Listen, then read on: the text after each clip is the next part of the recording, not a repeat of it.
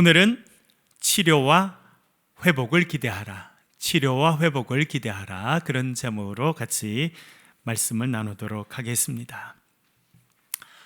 여러분, 우리가 매일 아침에 성경을 읽고 묵상합니다. 복음 노트를 하고 있습니다. 여러분들도 매일 복음 노트 하시죠? 참 좋은 것이 많아요. 그 중에 특별히 좋은 것은 무엇이냐면 하나님께서 뭘 원하시는지를 알게 됩니다. 성경이 반복적으로 그것을 우리들에게 알려줍니다. 어떤 일은 하나님께서 싫어하시는지 알게 됩니다. 어떤 일은 하나님께서 기뻐하시는지 알게 됩니다. 그래서 우리가 하나님의 기뻐하시는 일을 해야겠다 결심하게 되는 것이 가장 좋은 일 가운데 하나입니다. 성경은 반복적이다 하는 것을 깨닫게 됩니다. 비슷한 사건들이요 반복돼요. 창세기에 나왔던 사건이 출애굽기에도 나옵니다. 사사기에 나왔던 사건이 룻기에도 나오게 되고 우리가 요즘에 읽고 있는 사무엘상에도 나온다는 것을 알게 됩니다. 그런데 그것을 단순하게 생각하면 두 가지가 반복됩니다. 신명기 11장 26절은 이렇게 말씀하는데요, 같이 화면을 보면서 같이 한번 읽겠습니다. 신명기 11장 26절입니다. 같이 읽겠습니다. 시작. 오늘 복과 저주를 너희 앞에 두었나니 아멘. 복과 저주가 있어요. 그것은 동전의 양면과 같습니다. 요즘에는 동전을 많이 사용하지 않습니다만 여러분, 동전에 보면 앞면이 있고 뒷면이 있죠. 우리의 삶의 복과 저주도 동전의 양면과 같습니다. 이렇게 피면 앞면이 나오고 이렇게 하면 뒷면이 나오게 되어 있습니다. 같은 일도요, 어떤 사람에게는 복이 되고 어떤 사람에게는 화가 된다는 것을 알게 됩니다. 성경에도 그런 흐름이 있습니다. 축복도 반복적으로 이루어집니다. 타락과 저주로 인한 슬픔도 반복된다는 것을 우리는 성경을 통해서 깨닫게 됩니다. 사사기 마지막 부분에 읽는 것 저한테는 참 힘들었습니다. 어떻게 이렇게 처참한 일이 이스라엘에게 일어날 수 있으며 그 처참한 일이 성경에 기록되어 있는지 참 어려웠습니다. 비극적인 사건, 어떤 여인이 밤새 유린을 당하고 처참히 죽는 사건, 그리고 이스라엘 백성들 서로 칼을 들고 서로를 쳐 죽이는, 같은 피를 나눈 형제 자매가 서로를 처참히 살육하는 일이 사사기 마지막에 있습니다. 얼마나 끔찍하고 처참한지. 그 사건의 시작은 한 가정에서 시작합니다. 사사기 17장에 보면 미가의 가정이 나옵니다. 미가라는 청년이 엄마의 돈을 훔쳐요. 은 1,100개. 여러분, 요즘에도 은으로 된 동전이 1,100개라면 얼마나 많은 것이겠습니까? 그 옛날, 그 당시 엄마의 돈 1,100개를 이 아들이 훔쳤습니다. 돈을 잃어버리고 엄마가 화가 났어요. 그래서 저주를 쏟아부었습니다. 어떤 놈이 이 돈을 훔쳐갔냐? 그 놈은 저주를 받아라. 막 엄마가 화가 났어. 저주를 쏟아부었죠. 그 이야기를 아들이 다 들었어. 그리고는 그 다음날 엄마한테 이야기합니다. 어머니, 은 1,100개 잃어버리셨죠? 어떤 놈이 훔쳐갔느냐고 저주를 쏟아부으셨죠? 그 놈이 접니다. 참 어떻게 된 집안인지 모르겠어요. 그리고 그걸 또 끄집어냈어. 그럼 엄마가 어떻게 하셔야겠어요? 제대로 된 엄마라면 어떻게 해야 됩니까? 이놈! 도대체 어떻게 그런 일을 했느냐? 내가 너를 그렇게 가르쳤느냐? 꾸중을 하고 혼을 내고 다시는 그렇게 하지 않도록 양육해야 됩니다. 엄마가 뭐라는지 압니까? 어휴, 우리 아들, 하나님께서 너에게 복을 주시길 원한다. 교육이 제대로 이루어지지 않습니다. 신앙교육도 이루어지지 않고 윤리 도덕적인 교육도 이루어지지 않습니다. 거기서 엄마가 한술 더 뜹니다. 뭐라 그러냐면 이 돈을 하나님께 거룩하게 바쳐야겠다. 우리 아들 위해서 하나님께 바쳐야 되겠다. 그렇게 이야기해요. 그래서 그까지 읽고는 좀 믿음 있는 엄마인 줄 알았어요. 그런데 성경을 읽어보면 그렇지 않아요. 그 돈을 가지고 하나님께 드리려면 성전에 가서 바쳤어야 되는데 그렇게 하지 않고 돈을 갖고 누굴 찾아가냐면 은장색, 은을 다루는 사람을 찾아가서 우상을 하나 만들어 옵니다. 우상을 만들어서 집에 세워요. 그리고 그 우상을 위해서 집 한 켠을 신당으로 꾸미게 됩니다. 제가 일본에 갔는데요, 일본의 어느 집에 초대를 받아 가게 됐습니다. 그런데 이렇게 문이 이렇게 있는 뭐가 있더라고요. 집 안에 딱 열어보니까 뭐가 있었을까요? 가신, 각 집마다 섬기는 신을 모셔놓는 장소가 있더라고요. 일본에 그렇더라고요. 그래서 일본에 많은 선교사들이 갔지만 복음이 잘 전해지지 않아요. 그런 정도가 아니라 한 집 한 켠을 아예 신당으로 꾸며서 그 엄마가 만들어 온 우상을 둔 거예요. 그걸로 끝나지 않았습니다. 에봇을 만들었어요. 여러분, 에봇은 그 당시 제사장들이 예배를 드릴 때 입는 거룩한 옷이 에봇이었습니다. 그것을 임의로 만들었어요. 그리고 이 옷을 누구한테 입힐까 보다가 손주 중에 좀 괜찮은 애를 불러서 입혔어. 조금 더 시간이 지나니까 떠돌이 레위인을 한 명 만나게 됩니다. 아이고, 원래 제사장은 레위 가문 중에 가니까 떠돌이라도 저 사람한테 시켜야겠다. 그래서 떠돌이 레위인을 붙잡아서 에봇을 입히고 자기 집안의 제사장으로 삼았습니다. 왜? 자기 집안 하나 복받겠다고. 그래서 하나님의 그런 모든 질서를 무너뜨리는 일을 하게 되고, 이 가정의 타락은 이스라엘 전체의 타락으로 이어지게 됩니다. 결국은 이스라엘 백성들이 서로 칼로 쳐서 죽이는 끔찍한 일까지 이루어지는 타락의 시작은 이 미가 가정의 타락에서 시작합니다. 그런 일이 한 번 일어나고 말아야 되는데 또 일어납니다. 이번에는 안타깝게도 제사장 가문에서 그런 일이 이루어지게 됩니다. 사무엘상에 보니까 엘리라고 하는 제사장이 있습니다. 아들 둘이 있었습니다. 홈니와 비느하스. 그 당시에는 아버지가 제사장이면 아이들도 자녀들도 제사장이 됩니다. 제사장 역할을 하는데 가정교육이 안 됐어요. 신앙교육은 더 안 됐습니다. 이렇게 제대로 가정교육을 받지 못한 자들이 제사장 역할을 하게 되니까 엄청난 악행을 저지르게 됩니다. 성경을 보니까요, 종을 하나 보내요.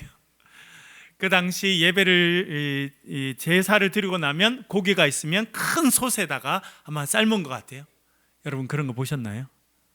예, 우리 얼마 전에도 어디 우리 집사님 댁에 신방 갔는데 집사님 밖에서 불을 떼가지고 이렇게 큰 솥에다가 닭을 열어가지고 백숙 해주더라고요. 억수로 맛있었어요.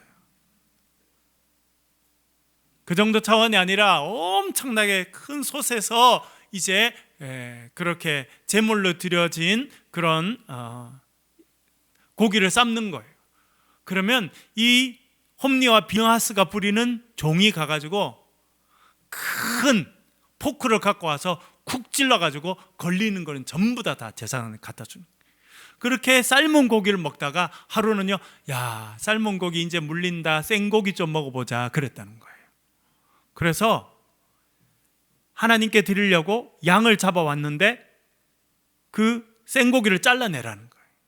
그 예배 드리는 사람이 아니 이거 제물을 다 드리고 나면 안 그래도 제사장의 몫이 있어서 앞다리와 이 부분을 다 가져가실 건데 조금 기다리십시오 그랬더니 못 기다린다는 거예요. 당장 잘라내라는 거예요. 그렇게 악행을 저지르게 되었습니다. 그 이야기가 아버지한테도 들어갑니다. 아버지가 아들들을 불렀습니다. 야 홈니야, 야 비느하스야, 내가 들어보니까 너희들이 하지 말아야 될 일을 한다며 하면 안 된다 그렇게 이야기했는데 어릴 때 교육이 안 되면 나이 들어선 절대 안 됩니다. 그렇죠 여러분? 어릴 때 부모에게 순종하지 않으면 나이 들어서 못합니다. 어릴 때 가정교육이 안 되고 어릴 때 신앙교육이 안 되면요, 나이 들어서 되게 어려워요. 그래서 이 사람들이 아버지를 무시하죠. 성경이 뭐라 그러냐면 저들이 하나님의 제사를 멸시했다. 여러분, 제사장이에요. 누구보다도 하나님을 두려워하고 제사를 잘 드릴 수 있도록, 예배를 잘 드릴 수 있도록 해야 되는 사람이 제사장들인데, 이 홈리와 비나스는 제사장이었음에도 불구하고 하나님의 제사를 멸시했다는 것입니다. 하나님을 존경하고 경외하는 자에겐 하나님의 복을 주십니다. 그러나 하나님의 제사를 멸시하는 자는 하나님께서 벌을 주십니다. 이 두 아들이 전쟁에 가게 됩니다. 블레셋과의 전쟁에 갔는데 전쟁에서 지게 되고 하루아침에 두 아들이 죽임을 당합니다. 언약궤도 빼앗기게 됩니다. 이 소식을 갖고 전령이 달려와서 아버지 엘리에게 알려줍니다. 엘리 제사장이여, 언약궤를 빼앗기고 당신의 두 아들도 죽었습니다. 그렇게 이야기했는데, 그 이야기를 이 엘리가 의자에 앉아서 듣다가 어떻게 됐다고 말합니까? 의자가 뒤로 탁 넘어지면서 목이 부러져서 죽었다. 여러분, 사람이 사는 것 너무 중요합니다. 그리고 그것과 같이 더 중요한 것이 있는데요, 그것은요, 인간답게 죽음을 맞이하는 거예요. 그래서 장례식이 참 중요합니다. 왜 그래요? 그의 삶의 제일 마지막이 장례이거든요. 죽음은요, 그 사람의 살아왔던 것의 마무리입니다. 그래서 참 인간답게 존엄하게 죽음을 맞이하는 것 대단히 중요해요. 근데 엘리는요, 의자에 앉았다가 그 의자가 넘어져서 목이 부러져서 죽게 됩니다. 그 집안의 어려움은 그게 다가 아닙니다. 며느리가 있어서 며느리가 배가 불러서 임신 중이었는데 남편이 죽고 시아버지도 죽었다는 이야기를 듣고 정신적인 충격을 받았는데 갑자기 산통이 시작되었습니다. 그래서 때가 되지 않았는데도 아이를 낳게 되는 일이 생겼고, 아이를 낳는 중에 이 며느리도 죽게 됩니다. 한 가정이 신앙교육이 되지 않고 인격 교육이 되지 않으니까 얼마나 큰 고통을 그 가정이 겪는지. 그리고 여러분, 한 가정의 고통으로 끝나지 않고 그것은 이스라엘 전체가 전쟁에서 패하는 결과를 낳게 되었다. 반복한다는 거예요. 미가의 집에서 영적으로 타락했던 것이 이스라엘 전체에 부정적인 영향을 미쳤듯이 그것이 끝나지 않고 또 이제는 엘리의 집에서 그것이 다시 반복적으로 이루어지고 있다는 것을 말해주고 있습니다. 연구에 의하면 가정폭력을 경험하고 살았던 어린아이들은 자신이 가정을 이루면 또 다른 가정폭력의 대상이나 혹은 주체가 될 가능성이 많습니다. 부모님이 알코올 중독입니다. 이 아이가 알코올 중독이 될 가능성은 보통 아이들보다 4배 이상 커지게 됩니다. 1990년대요, 어떤 책이 번역됐는데 상당히 논란이 됐습니다. 그 책 제목이 뭐냐면 가정에 흐르는 저주를 끊어야 산다. 들어보셨습니까? 상당히 오래전에 번역됐습니다만 사실은 베스트셀러였어요. 많은 사람들이 책을 사서 봤습니다. 그리고 논란이 많이 됐습니다. 야, 이 책이 맞다, 혹은 그 책이 틀리다, 논란이 됐어요. 심지어 신학교에서 그 책에 대해서 평가를 해야 될 만큼 논란이 됐어요. 긍정적으로 생각하는 사람은 야, 이거 딱 맞아. 어떤 집안이 보면 저주가 흐르는 집안이 있어. 저주가 흐른다는 거예요.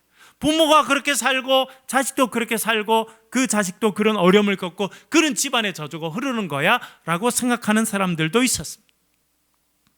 잘못됐다고 생각하는 사람은 그것은 기독교적인 생각이 아니라는 겁니다. 한 집안의 저주가 흐르는 것이 사실이고 그런 중에 태어났다면 그 아이는 자기의 의지와 상관없이 그 저주의 삶을 살아간다는 말이냐? 그것은 틀린 것이다. 그렇게 이야기해서 신학적으로는요, 그 책에 문제가 많고 그 책이 잘못됐다, 그렇게 결론을 내리게 되었습니다. 그럼에도 불구하고 한 집안에 어떤 가훈이 있고 가풍이 있고 흐름이 있다고 하는 것을 우리는 온전히 부정하기는 어렵습니다. 부정적인 일이 성경에 반복적으로 이루어졌다라고 하는 것을 알려줍니다. 그러나 여러분, 또 다른 측면이 있습니다. 그것은 무엇이냐면 하나님의 축복이, 하나님의 회복의 역사가, 하나님의 구원의 역사가 반복적으로 이루어진다는 것을 또한 성경이 알려주고 있습니다. 사무엘상은 한나의 이야기로 시작합니다. 여러분, 한나 들어보셨죠? 한나는 뭘로 유명합니까? 기도의 어머니. 어떻게 기도해야 되느냐? 한나처럼 기도해야 된다. 구약 성경의 기도의 모델로 제시되는 사람이 한나입니다. 그러나 한나도 괴로웠어요. 한나도 어려움이 많았습니다. 1장 6절 읽어보겠습니다. 사무엘상 1장 6절 같이 읽겠습니다. 시작. 여호와께서 그에게 임신하지 못하게 하심으로 그의 적수인 브닌나가 그를 심히 격분하게 하여 괴롭게 하더라. 아멘. 이 여인은 두 가지 문제를 갖고 있습니다. 이것은 우리 모두가 갖고 있는 문제예요. 하나는 뭐냐면 개인적인 문제, 내 내적인 문제예요. 내가 임신하지 못하는 문제를 갖고 있습니다. 또 다른 문제는요, 외적인 문제예요. 누가 있었다는 겁니까? 적수 브닌나가 있었어요. 브닌나가 누굽니까? 이 남편 엘가나에게 와이프가 둘이 있었어요. 첫째가 한나고 두 번째가 브닌나예요. 참 이 사람도 힘들었겠다 이렇게 생각됩니다. 제가 결혼해서 살아보니까 와이프 한 분 모시고 살기도 참 어려워요. 근데 두 사람이잖아요, 그렇죠? 근데 두 사람이 형편이 같으면 형편이 달라요. 그러니까 괴로웠겠어요, 힘들었겠어요? 진짜 힘들었을 것 같아요. 예. 그리고 재밌어요. 이렇게 표현했습니다. 그의 적수 브닌나가 그를 심히 격분하게 했다. 지난주에 말씀드렸죠, 여러분. 우리를 위로하는 사람도 멀리 있습니까? 가까이 있습니까? 가까이 있죠. 우리를 힘들게 하는 사람도 멀리 있습니까? 가까이 있습니까? 가까이 있어요. 한나의 문제는요, 내적인 문제와 외적인 문제를 갖고 있습니다. 자기가 임신하지 못한다는 내적인 문제가 있어요. 그리고 브닌나라고 하는 사람이 또 다른 아내인데, 같은 남편의 또 다른 아내인데 아기를 많이 낳아요. 그래서 괴롭고 힘들었어요. 그 자체가 괴롭고 힘든데 이 둘째 부인인 이 브닌나가 자기를 무시하고 자기를 경멸하고 멸시합니다. 얼마나 힘들었겠어요. 여러분, 이 한나는요, 임신하지 못해서 괴로움을 겪습니다. 그리고 자신의 또 다른 가정에 같이 살고 있는 또 다른 아내인 브닌나가 자신을 괴롭히고 경멸하고 너무나 삶이 힘듭니다. 여러분, 제가 한나를 보면서 참 한나는 하나님께서 많은 것을 연관시켜서 가르쳐주는 분이다 생각하게 됩니다. 한나를 보면서 제가 생각난 사람이 있었어요. 누구입니까? 나오미도요, 좌절하고 절망하고 괴로웠어요. 문제가 큰데 문제를 혼자 힘으로 해결할 수 없었던 사람이 나오미입니다.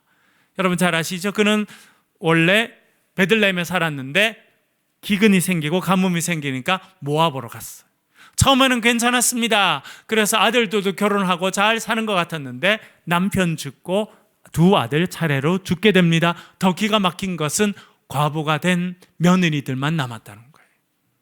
자기도 과부가 되고 며느리들도 다 과부가 되고, 그래서 자기의 이름을 스스로 바꾸지 않습니까? 나오미, 희락과 기쁨이라는 이름에서 어떤 이름으로 자기가 스스로 이름을 바꿉니까? 마라. 어떤 뜻입니까? 쓰다는 거예요. 괴롭다는 거예요. 그런데 여러분, 룻기를 읽어보면, 저는 이 룻기가 4장밖에 안 돼 있는데 읽어보면서 얼마나 좋은지, 이 짧은 글이 하나님의 위대한 구원의 드라마구나, 그런 생각을 하면서 이거 룻기를 드라마로 만들면 진짜 멋지겠다, 그런 생각을 해봤어요. 하나님께서 나오미의 삶이 마라가 됩니다.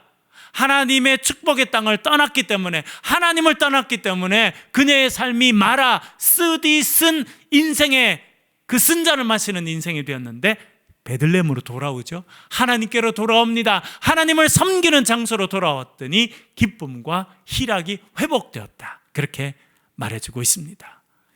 이 나오미의 사건이 한나에게 그대로 이루어지게 됨을 성경은 우리들에게 알려주고 있습니다. 한나도 괴로웠어요. 그런데 한나의 장점은 뭐냐면 하나님께 나아갔다는 거예요. 여러분 보세요. 나오미의 삶의 회복은 어디서 이루어집니까? 모압 땅, 이방 땅에 있다가 하나님의 축복의 땅으로 돌아오는 데 있었어요.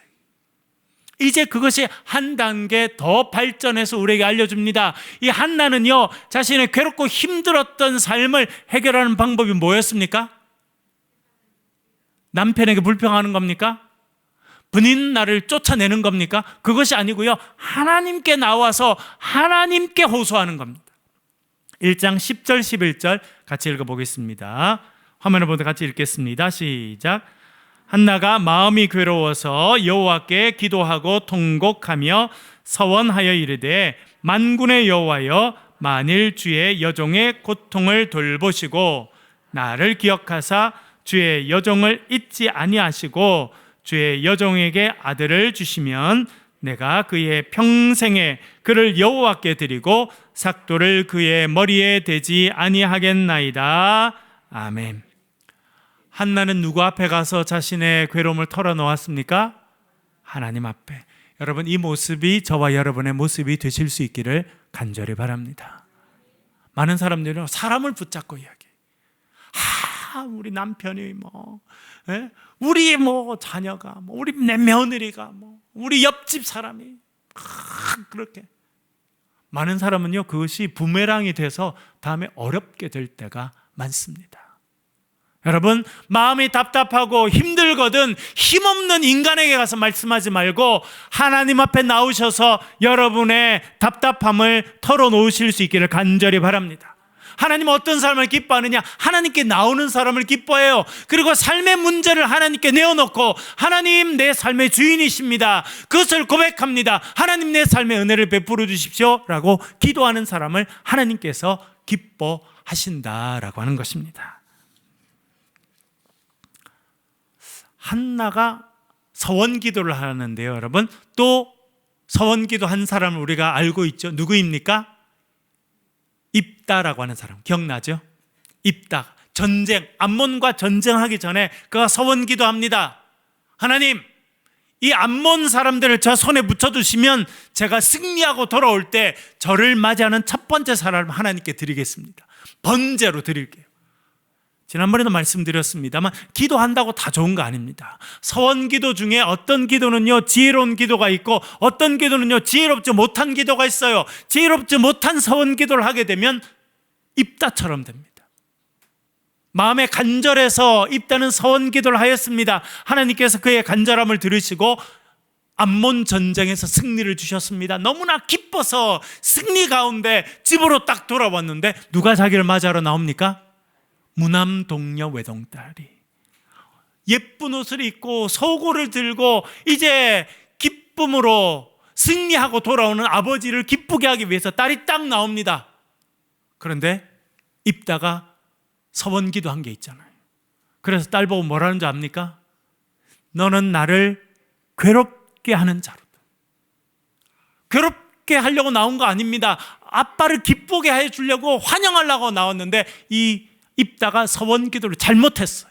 하나님은요, 사람을 제물로 받지 않으시는 분인데 마음대로 기도했어요. 자기가 잘못 기도하고 그 기도에 스스로 묶여가지고 그 사랑하는 딸을 번제로 드리는 충격적인 범죄를 행하게 됩니다. 여러분, 인생은요, 동전의 앞면과 뒷면과 같습니다. 우리가 어떻게 하느냐에 따라 축복이 갑자기 저주가 될 수도 있고요, 우리가 어떤 삶의 모습을 가지고 사느냐에 따라 겉으로 봐서는 고난이고 겉으로 봐서는 저주이고 겉으로 봐서는 위기이지만 그것이 축복으로 변하는 역사가 우리의 삶에 있다는 것을 기억할 수 있기를 간절히 바랍니다.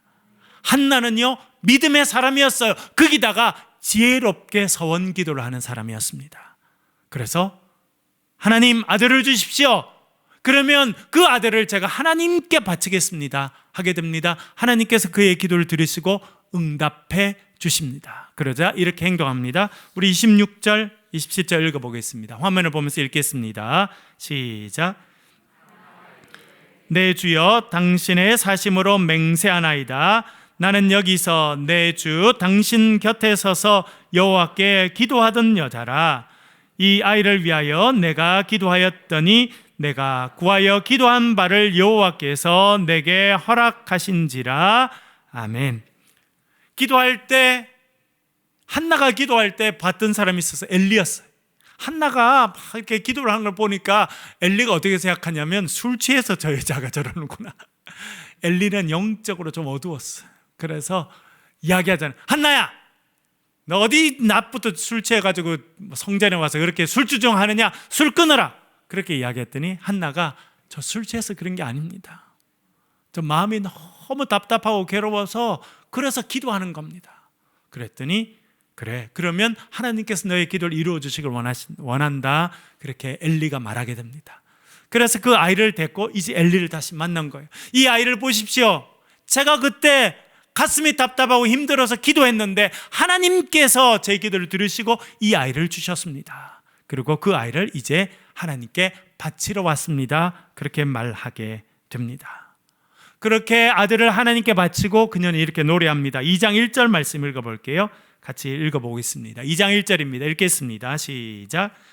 한나가 기도하여 이르되 내 마음이 여호와로 말미암아 즐거워하며 내 뿔이 여호와로 말미암아 높아졌으며 내 입이 내 원수들을 향하여 크게 열렸으니 이는 내가 주의 구원으로 말미암아 기뻐함이니이다.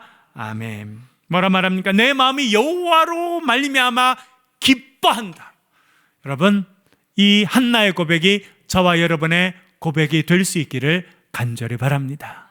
여러분, 삶의 때때로 왜 괴로움이 찾아옵니다. 일이 잘 안 됩니다. 실패하게 됩니다. 사람들에게 비난을 받을 만한 일을 안 했음에도 불구하고 그런 어려움을 겪을 때가 있습니다. 그런 낙심할 필요가 없습니다. 하나님께서 우리의 괴로움을 변화시켜서 우리의 삶의 기쁨이 되게 해 주실 줄로 믿습니다. 우리 삶의 고통이라고 하는 것이 바뀌어서 하나님께 영광이요, 많은 사람들에게 하나님의 영광을 증언하는 도구가 될 줄 믿습니다. 제가 한 사람을 잠깐 소개하려고 하는데요. 그림을 보여주시고요. 들어보셨죠? 네, 이름이 뭐냐면 닉 부이치치입니다. 넘겨주시고요. 그는 이렇게 태어났어요. 양팔이 없고 양다리도 없고 왼쪽 다리가 있어야 될 때 조그만 발이 붙은 상태로 태어나게 되었습니다. 그래서 사춘기가 될 때는 자기의 모습이 너무 충격적인, 그래서 여러 번 자살 시도를 하게 됩니다. 그러나 자살하지 못하게 되고, 그의 집은 믿음의 집안이었습니다. 그래서 그가 이제 인격적으로 하나님을 만나면서 그의 인생이 완전히 바뀌게 되는데요. 넘겨주시고요. 그래서 손이 없고 발이 없지만 입으로 그림도 그리고 글도 쓰게 되고요. 넘겨주시고요. 예, 서핑도, 여러분 두 다리가 있어도 안 해보셨죠? 잘 못하시죠? 저도 못 해봤는데 서핑도 하고, 또 넘겨주시고요.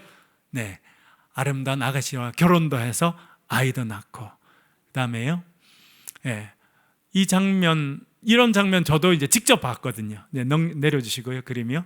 예, 저도 LA 있을 때 어느 교회에서 이분을 초청했는데, 예, 그의 모습 그대로 간증해요. 나도 자살하려고 했습니다. 내 삶이 너무나 불행하다고 생각했고 내가 저주의 결과라고 생각했는데, 생각을 바꾸고 나니까, 하나님을 만나고 나니까 하나님께서 나를 통해서 위대한 일들을 이루신다는 걸 알게 됐습니다. 여러분, 절망할 필요 없습니다. 하나님의 영광의 도구로 쓰임받을 것입니다. 그는요, 간증하고 다녔어요. 그리고 다보스 포럼이라고 하는, 스위스 다보스에 열리는 전 세계의 경제, 정치 리더들이 오는 거기에 가서 그런 세계적인 리더들 앞에서 자기의 삶을 이야기하고 말하는 그런 국제적인 리더로 활동하게 되었습니다. 저도 그분을 멀리서지만 직접 보게 되고, 그의 삶을 하나님께서 바꾸시니까, 저주받았다고 생각할 수 있는 그의 모습이었지만 그를 통해서 수많은 사람들이 새로운 힘을 얻게 되고 희망을 얻게 되고 하나님의 역사를 찬송하는 역사가 있었구나 생각하게 됩니다. 여러분, 하나님께서 여러분의 삶의 치료와 회복의 역사를 허락해 주실 줄로 믿습니다. 그것을 기대하며 살아가는 저와 여러분 되시길 주의 이름으로 간절히 축원합니다. 한번 기도하겠습니다. 우리 말씀을 가지고 한번 기도하겠습니다. 하나님, 우리 삶에 괴로움이 있고 좌절이 있고 낙심이 있고 힘든 때가 있습니다. 그러나 하나님께서 치료하시고 온전한 회복의 역사를 허락해 주실 줄 믿습니다. 우리 기도 제목 가지고 같이 한번 기도하겠습니다. 아버지 하나님,